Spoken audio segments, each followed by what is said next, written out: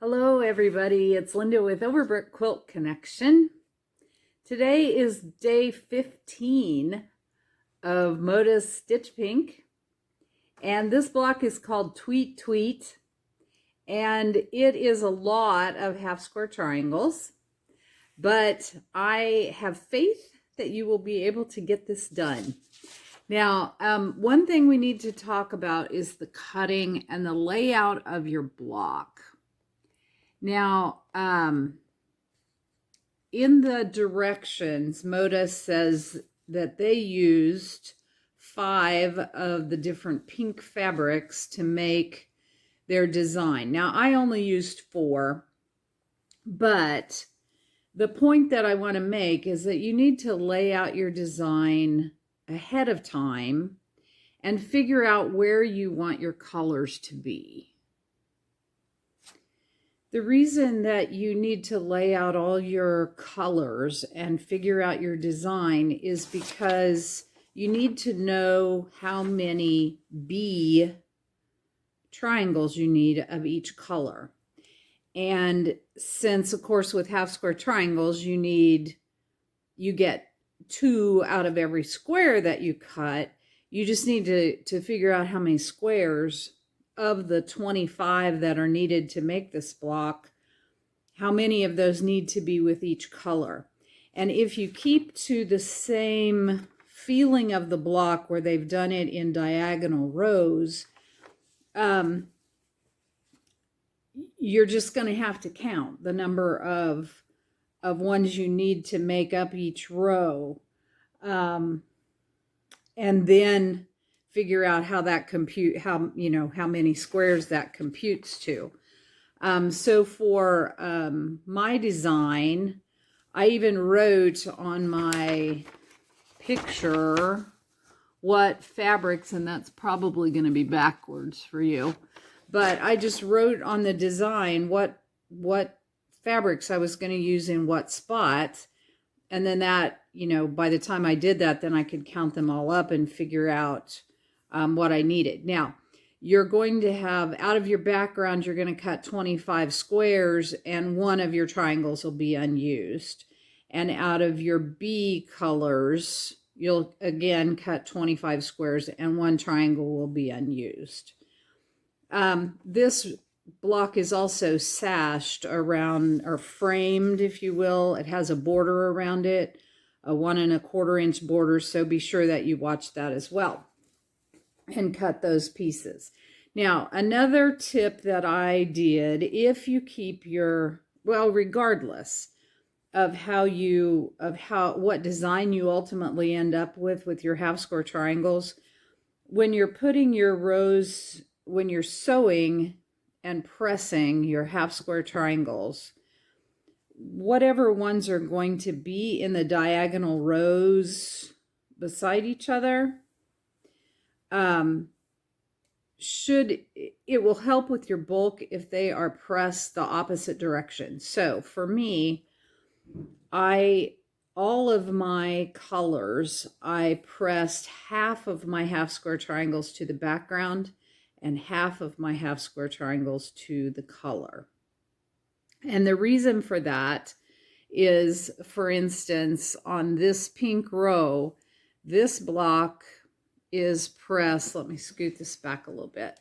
This block is pressed towards the pink, and the one diagonally next to it is pressed towards the white, and so on all the way through that row. I'm not worried about whether they are pressed to the dark or to the light as I'm going across the horizontal rows. I'm doing it on the diagonal because those, and let me show you the back of what I've gotten sewn here. See, this one is pressed towards the pink. The next one is towards the white. The next is towards the pink, and the next is towards the white. And the reason for that is when those rows come together, it really helps your corners.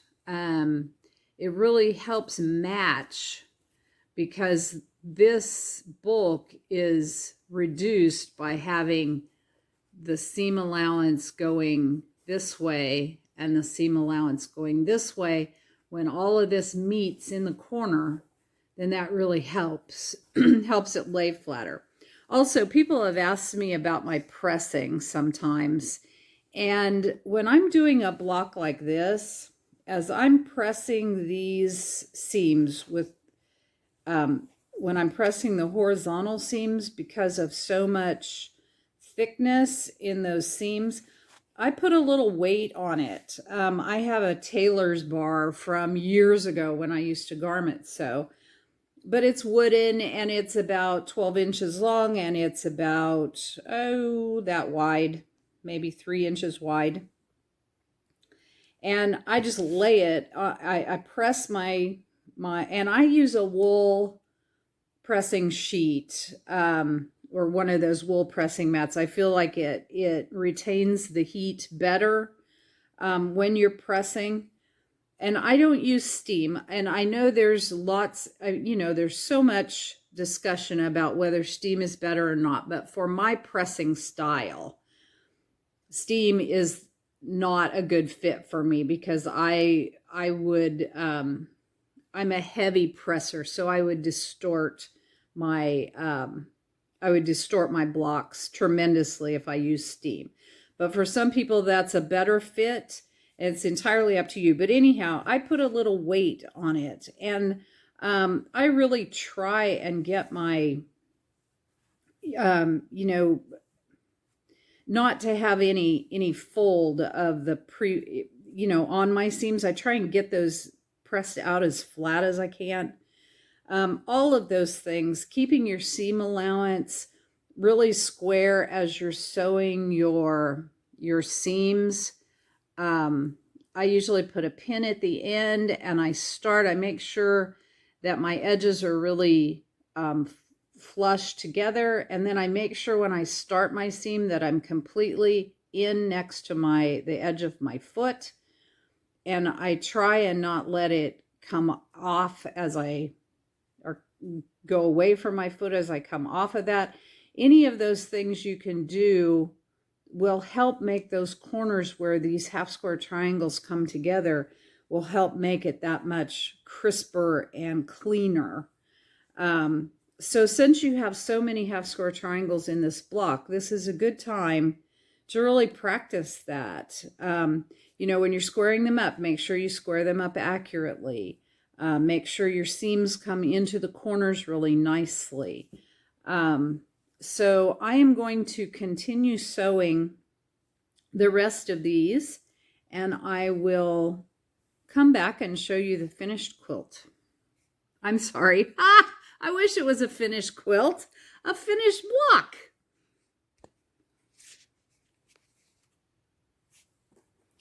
All right, I don't have my block done, but I do have my remaining rows pieced together.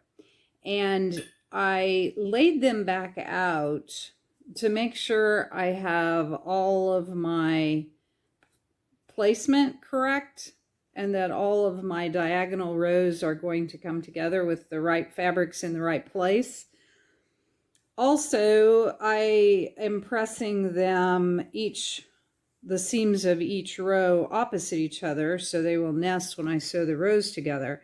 So I also need to check and make sure I know which way I need to press my seams before I take them to the ironing board.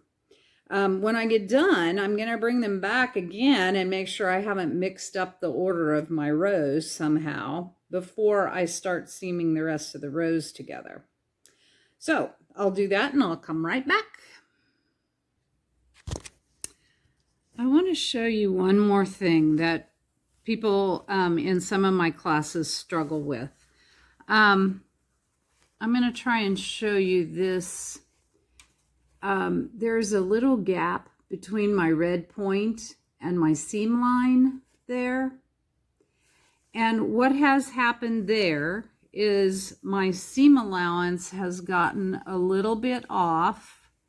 And unfortunately, I've used a light colored thread, so you probably can't see it. But where the diagonal row or stitching line of the half square triangle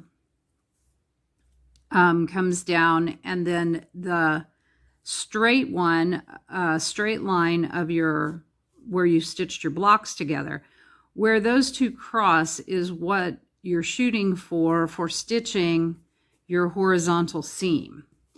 And all of them have matched up sewing at that point, except this one. So I must have slid off just a little bit as I was stitching. So I'm going to go back, and for a section about this long, I'm going to restitch that and try and go just a little bit deeper at that point. So so these points, so this will look better here. Okay. All right, I have all my rows put together, and as you can see, I've got somewhat of a stripy looking pattern, kind of the way the design in the pattern, or on the pattern sheet, was. Now we still need to border this. So one of the things to think about is the size of your finished piece. At this point, it should be 11 inches square. But if it's not, you can use these border pieces to kind of correct that. So they say to cut them 1 1/4 inches wide, but you can adjust that if you need to. If your piece is smaller, make your borders wide enough that your block then becomes 12 1/2. And the same is true once you put your border strips on. If your piece is a little bit bigger than that, you can trim it up just a little bit too, as long as you do it evenly. So I'm going to put my border strips on, and then I will come back and show you the finished block.